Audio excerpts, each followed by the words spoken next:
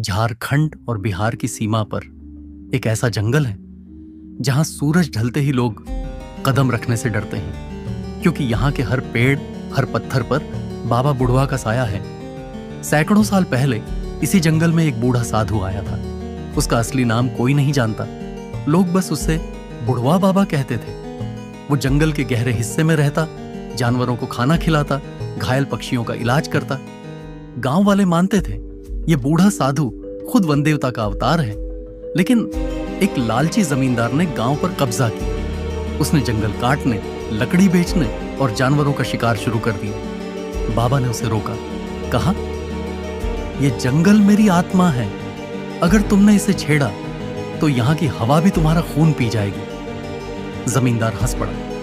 एक रात अपने आदमियों के साथ कुल्हाड़ी और मशाल लेकर जंगल में घुसा।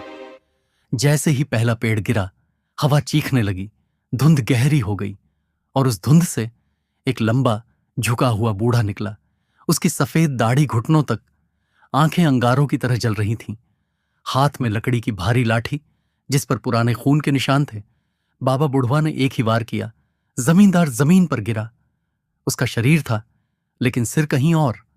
बाकी आदमी भागने लगे, मगर धुंध में उनकी चीखें गूंजती रहीं। और फिर सन्नाटा। अगली सुबह गांव वालों ने जंगल में सिर्फ टूटी हुई कुल्हाड़ियां और खून से सनी मिट्टी देखी। उस दिन से बाबा बुढ़वा जंगल के अदृश्य रक्षक बन गए। आज भी अगर कोई बिना पूजा के जंगल में जाता है तो आधी रात को थक थक थक की आवाज सुनाई देती है। लोग कहते हैं ये बाबा की लाठी की आहट है, और अगर आपकी आंखें उनसे मिल गईं तो धुंध में आपको खींच लिया जाएगा, जहां से कोई भी कभी वापस नहीं लौटा। क्या आप उस जंगल में जाने की हिम्मत करेंगे?